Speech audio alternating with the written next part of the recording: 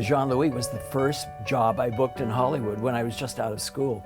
And I was 22 years old, and I was looking for anything and everything. I had my illustration for magazines and newspapers, because I thought maybe I could make some money over here. And then I had my movie one over here, which was more glamorous and whatever.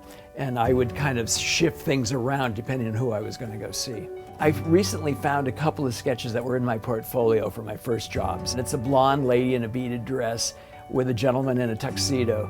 And that's the sketch that got me the job with anybody that I worked with in Hollywood for that first year. And Jean-Louis saw my portfolio and he asked me to come in. And he was very, very particular. He'd make me draw it over and over and over again until it was a sketch that he liked. Fresh out of school, 22 years old, and I had to draw pictures of Marilyn and Monroe all day and draw these and do something that this very famous designer is going to love.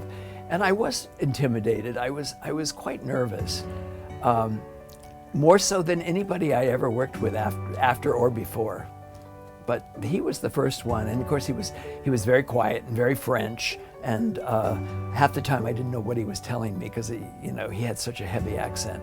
And then of course eventually they took it over to Western costume and they made the dress. My friend Elizabeth Courtney made the dress, and she had before with Jean-Louis done all the Marlene Dietrich gowns for Vegas, all those very famous ones that you could see through but not see anything. It was that was the inspiration.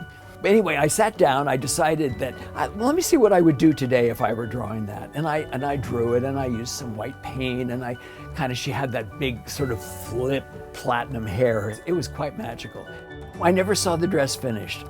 I was the lowest of the lowest. I just did the drawing and then went home, or went to the movies that night. I wasn't thinking about anything. And I didn't know what it was for. I knew it was for something special, but I had no idea really what it was for.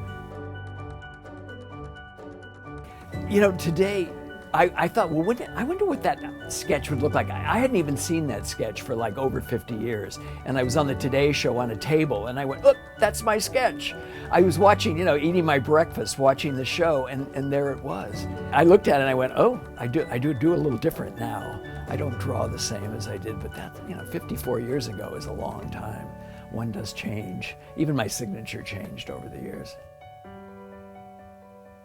That makes you wonder what's out there, that I haven't seen in a million years.